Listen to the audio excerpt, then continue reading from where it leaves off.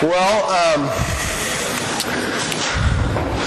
morning. I always hated this when my teachers said this, but we have a lot to cover this morning and not a lot of time.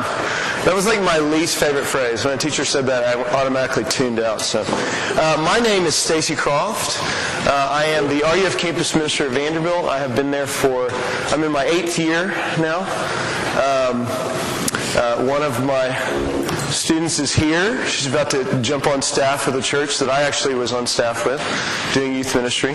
So I just told her I feel very sorry for her. She has to listen to me. I did youth ministry for 7 years before finishing seminary and then going into RUF. I was the youth director. I was a youth intern. I'm from Dallas originally. I was a youth intern at Park Cities Pres in Dallas for 3 years. And grew up there, and then went to Houston after graduating from Baylor. My wife's from Houston, and was the youth director at Christ the King Presbyterian Church in Houston when it was a plant church at the time, and then went back to Dallas and was youth director at Park Cities Pres, and was at seminary there at Westminster. What was Westminster Seminary then, now it's Redeemer, and then finished at RTS Jackson, and then now I've been here in Nashville Vegas for 8 years, so it's been a lot of fun. This morning, we're going to talk about group dynamics and group development. And you kind of covered this a little bit with Mark, but this is going to be a different Mark Lowry, assuming. Weren't y'all in there for that when he talked about the Pentagon and stuff? The difference about what we're going to talk about today and that is the Pentagon is a little more static, right? It tells you where maybe your ministry is at this moment. What we're going to look at are the 5 stages of group dynamics and group development. How do you evaluate and know where you are, where your ministry is, where you fit into it, and how do you grow it? How do you actually see it grow and change, okay? I'm a major superhero fan, and I love that we're in like this era where CGI has like made these incredible superhero movies. And my 2 favorites, it used to be when I was little, it was Spider-Man. Probably because, running around in tights was okay then. Now it's not so cool. But I really love Batman and Iron Man, okay? And I think I love them because they're both just normal kind of guys. I mean, normal. They're both pretty messed up. But, maybe that's actually why I love Batman. But have you seen the Iron Man movies? What I love, and what I love about those 2 characters, Tony Stark and Bruce Wayne are so different. Bruce Wayne is just this, melancholy, he's just so messed up in the head. And Tony is just like, yeah, I'm the cool, he's just so narcissistic, right? Or maybe that says something about me. But I love in the first movie, you always like the beginning, like Batman Begins and the first Iron Man, and you see kind of like how they become who they are, right? And those are always the best. And I loved in the first Iron Man when, if you haven't seen it, you need to see the movie. He's in the cave. He's been captured, and this is kind of the birthing of where does he come from? Where does his genius of Iron Man come from? And he makes these plans to escape. And he has these kind of drawings, and he's just a genius. And he's doing this in a cave with scraps, right? He's about to make this incredible suit. And he's talking to his assistant who's in the cave, and he says, here are my plans. And the guy's kind of looking at him. He sees a bunch of sheets, and he says, no, lay them flat. And he takes about 6-7 sheets, and once he lays them flat, he can kind of see this outline of this incredible suit.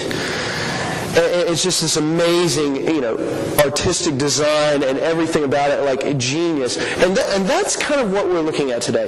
What I want you to do is kind of take the sheets of where you are, where is your group, okay? And realize they need to be layered for them to become. And ideally, we're looking at growing from a stage 1 to a stage 5. A stage 5 is where we're heading. And that's what we need to do. Today we need to kind of evaluate where are we, right? Where are you? Where do you fit in your ministry? And how do you layer where you are and continue to layer it to where you form fully into a group and function correctly? And I don't want to just sit up here and talk the whole time, because I know you've been talked at. What I want to do is kind of give you a good introduction of group dynamics. And then as we walk through each stage, just pause for us to kind of talk a little bit together, for experiences. Y'all are all at different places, at different churches, all throughout some experiences, because when I worked at Christ the King, it was vastly different from working at Park Cities at the time.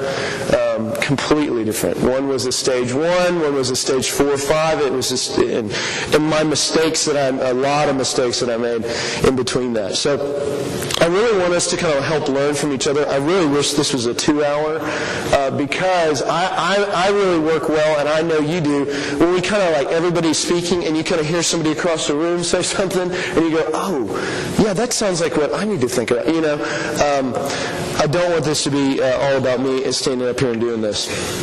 But my question to you is first, where's your ministry? Do you know where it is? It's the ultimate question, right? Where is it, and do you know where it's going? If I was to ask you, what would a healthy youth ministry look like? What would you say? What would you say? What are your thoughts on that? Just kind of shout them out. You don't have to raise your hand. What's a healthy youth ministry? What would you like a healthy youth ministry to look like? Centered around the youth pastor. Oh, okay. Good. I'd say one that enjoys good community, but is also able to think outside of itself. Good. I think an overarching goal, because every youth group will have its own personality and personal dynamics. Mm-hmm. So it would be more by the Lord and more unified together. Okay. How do you see that? Well, on a 30,000 foot level, I would say inhaling and exhaling the gospel. Inhaling meaning meeting the children and their hearts are on an individual and also on a basis, and exhaling together as a function group. Okay. Good. Other thoughts? Yeah, I just want to second one where you said sort of the internal caring focus, but also the external, always thinking beyond just the group, always trying to reach out to people that are outside. Yeah, good. Other thoughts? It's very natural for them to transition into adulthood. Good, yeah. Definitely. Where they see themselves as part of the church. Good. Any other thoughts? I'm going to push you a little bit this morning, to be honest, because I think that these are incredible answers and they're great. But how many of us, if we're really serious and somebody says and asks you, hey, how's the ministry going? What's the first thing you want to say? Got 200 kids, right? You talk about your large groups, you talk about those things, right? It's easy to kind of go there. So y'all are exactly right, but we do have this part of us that wants to measure the ministry. Now, we're going to talk about measuring ministry this morning. But you're right. The ideal here is to work yourself out of a job. In fact, that's in RUF, that's what I'm wanting to do too. Brian Haybig, I was just talking about, my predecessor always said to us, when people ask you, how is RUF going, it is so easy, and he didn't say this, but I'm adding this. It is so easy for me to say, well, jump on our website. You kind of, sermons are online. We have, 300 students involved. What do you want to measure a group oftentimes by a large group or what you can show.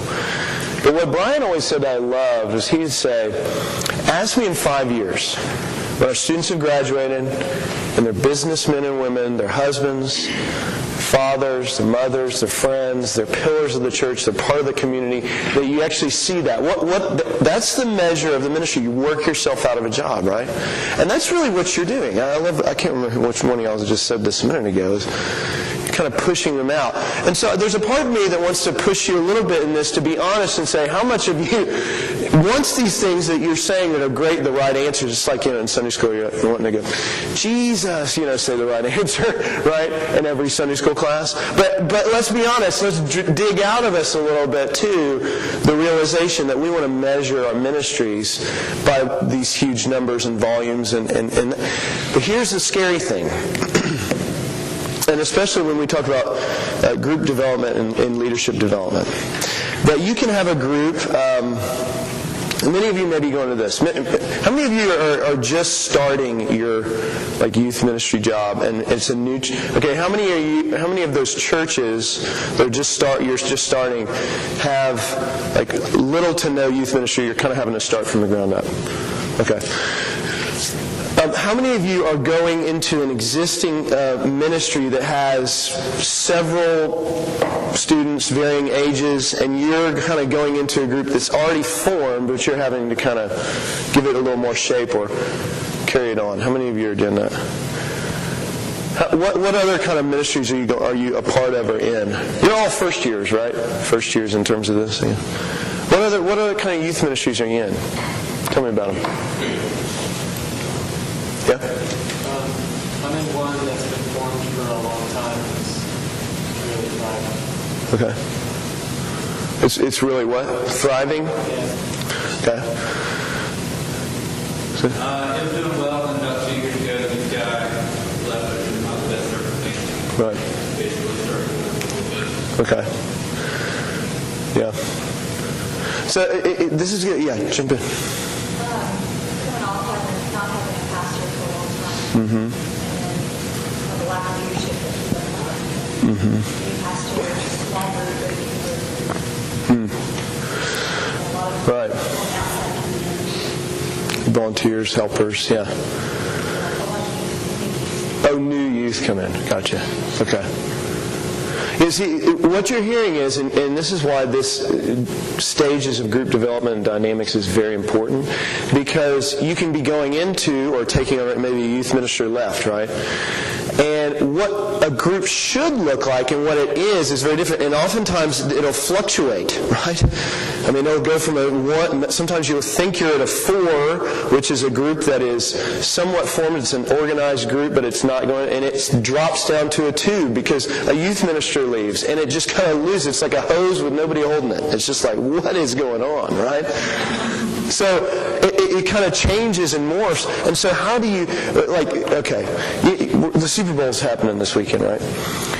And even if you don't care about football, one of the things that they talk about now that's brilliant in football is, how do you have a team that doesn't center around a superstar, but how do you have a team where you can just plug anybody into the system and it keeps going and working, right?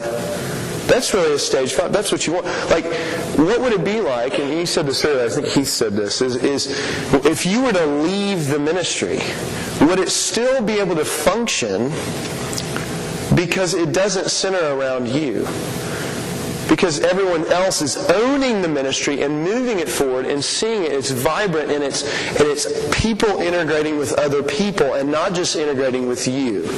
Now, obviously you're an important piece, but that you're teaching, you're growing, you're using this group and training them to function in a way that's very different, right? Now think about this biblically. What does Paul do with the church, right? He often writes to churches, he'll say things like, not only in my presence, but how much more in my absence, right? He will talk to them. He doesn't try and set up a church and then, say, well, when I leave, you're going to fall apart. He doesn't make it all about him. He wants the church to function fully, standing on, the apostles' teaching, right? And what we're doing in youth ministry is we're building students. We are working ourselves out of a job, in a sense, so that it can function on its own, that we continue to make it healthy. We reach and equip all the time. And how are you reaching and equipping? That's what you want to think about. So I want you to write a question on your paper, and we probably don't have time to talk about it in full, but what is your group at now? Okay? Okay? What would you say the health of your group is now? For all that we just kind of talked about, all those things, where would you say the health of your group is now? When I went to Houston and was starting youth ministry, we had no students, okay? And this kind of goes along with, and you'll hear me talk about this more as we talk about the stages.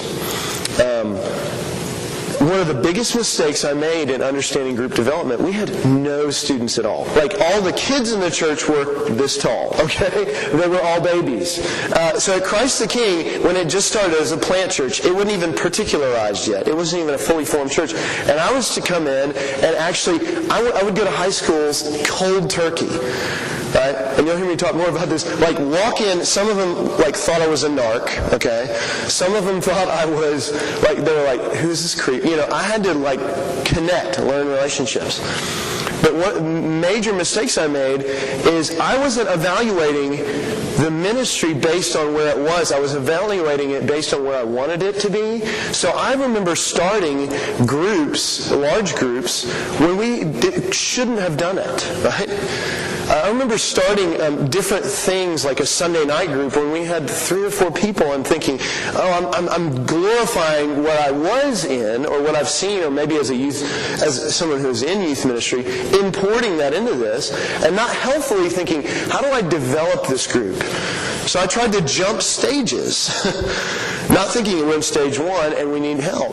Then I go to Park Cities, where there are 200 just high school kids and 200 middle school kids, and I'm knocked off my heel. I'm thinking, great, this is what I thought before, but there was no real organization. I wasn't going in thinking it was like I was just firing in every direction. So instead of being too aggressive, I was on the complete defensive. How do I hold? It was like holding a giant water balloon, and it's lop it over your arm, and you're like, oh, I'll get it over here, and then it gets over here. I could not contain this thing. And I didn't think about, how do I develop leaders? I was thinking, I'm the guy, I've got to do it, right? You see how tricky stages of group development can be. Because if you aren't mindful, if you're not wise about how you're doing dynamics and development, you could really ruin your group and really do your students a disservice because you're not equipping them. You can do 1 million one-on-ones and one-on-one yourself to death if you're not careful about how you're caring for the body and group that you have. And it's good that we have a wide array of groups here where you're at. So let me just ask a couple things as we do this, and then we'll jump into the stages, okay? Here, what do you hope to see? Let's throw a couple things out there. First is students connecting to one another, right? You want to see students connecting to one another. You want to see the 3 avenues of ministry happening. What are the 3 avenues of ministry? Does anybody know? It's really not that hard of a question, but large group, small group, 101, right? It's not anything big, but you want to see them happening. Here's a question. Here's a way to evaluate your ministry. It's not anti-gospel to evaluate your ministry, by the way. It's being a good steward, okay? This is not about us, we are still talking at this point, and we will be this whole time, about fixed theology, flexible methodology, right? Okay? That's all we are. But at this point, we got to be good stewards, right? How are we training them? So what is your large group like? Do you have one? Are you trying to do one and it's not functioning correctly? Maybe you shouldn't be doing one. How are your small groups going? Right? Are students connecting to one another in a small group? Or is it you just being the teacher and leader? Right? Are you doing one-on-ones? Right? How are you doing one-on-ones? Are you so removing yourself from meeting with people that you're focused on other things? You need to see these avenues and the health of these avenues in the work that you're doing. Diversity. Is there diversity in your group? Now, when people ask me at Vanderbilt University, how diverse is your group? I'm at a university that is predominantly white, and there are a lot of wealthy students. And but when people talk to me about it, there are several ways to measure diversity. It's not just race, But it's race, it's socioeconomic, it's what? Diversity of, for you, maybe it's homeschool versus public versus, look, there's diversity in a million different ways. And you need to see, what kind of diversity do I have? Evaluate it. What kind of students are part of your ministry? When I was at Christ the King, I had a ton of homeschool kids and private school. From St. John's, from Episcopal, all those schools. That's right. Those were the students that came first. And then some of the public school kids came later. But am I evaluating it based on that? Also, here's another thing. When I've talked to my African-American counterparts at Jackson State and other places, they've given me such good encouragement about what is the percentage of African-American students that are on Vanderbilt's campus, and that should be the percentage that you pray and hope for in your group. So do you see those kind of percentages in your group in terms of race and otherwise? And also, looking at, fruit, leadership, what's happening? What kind of development do you see? Are you developing student leaders? Not just volunteers. We can talk about volunteers. But do you see your students owning this? Not just that they come and they're like, we love this. Let's have another lock-in. Just kidding. Thank you for laughing. Because lock-ins were my biggest fear, by the way. But, okay, do you see your students owning it in a way that they are carrying the ministry forward? They're the ones discussing it. They're the ones reaching out. That you're training them to equip, right? To reach and equip. And that's a huge thing. And I think many of you may think skeptically about doing that with especially maybe middle school students. I'll say this. I think in some ways middle school students can do it better than even high school students. Because they can sometimes do it without fear. The thing I loved about my middle school experience was that they just would say whatever. Insecure, we're all trying to recover from middle school, right? I'm still doing that. But that's the thing, right? We were so insecure, but we always we're insecure outwards, And then in high school, you're like, I'm just going to learn to be insecure inwards, okay? And then, and now we're all hiding it. So, with that, let's kind of move forward and talk about the stage. Any questions before we kind of see? Any questions before we run? So here's the scary thing. I have 8 pages of notes, and I'm skipping 5 of them just because we don't have time. Because I really want to do more discussion. Joey Stewart, are you recording this? Joey Stewart, make this a 2-hour. Okay. Stage 1. Okay. Stage 1 is, ground level, okay? And each stage is going to have a tagline, okay? The tagline for stage 1 is individuals relating to you, right? Individuals relating to you. So here you are, my great stick figure drawing. You got a bunch of individuals out there, and they're all relating to you, okay? This is ground level. For some of you, now, mind you, even if you're not at a stage 1 ministry, you need to be thinking about this, because all these stages blend together, okay? It's not like, and it's not going to be a hard line I'm a stage 1. Okay, great. You're going to kind of go between stages, okay? But this is the stage, and when I was at Christ the King, I'll tell you what, man, this is where I was. And for those of you going to a ministry or in a ministry that's kind of like that, where there's maybe 4 or 5 students. It may be 2 middle school, 2 high school, right? You know what I'm talking about? Some of you in those kind of groups? Okay? These are key because this is where you're relating to students, you're building relationships, but the relationship really is to you and maybe your wife or part of the church, okay? And I would add into this, how many of you are not only doing this with students, but are learning at this stage, this is huge, to relate individually with schools, okay? Like a school. In other words, when I was in this stage at Christ the King, I was constantly going, how do I reach, like, in order to go into the cafeteria and, like, face my worst nightmares of being that nobody knows me and you walk in. It's like those terrible commercials, like you're with that tray, and you're like, where am I going to sit? I'm way older, this is like not, obviously, it's like walking in and like all the music stops, it's like, and everybody's looking at you and you're like, I don't belong here. Yeah, that's what I was facing, okay? But I also had to do that with the administrators. If I was going to go to a school, I needed to learn, if I was going to relate to the individuals, I needed to relate to also the individuals of their school, okay? Right?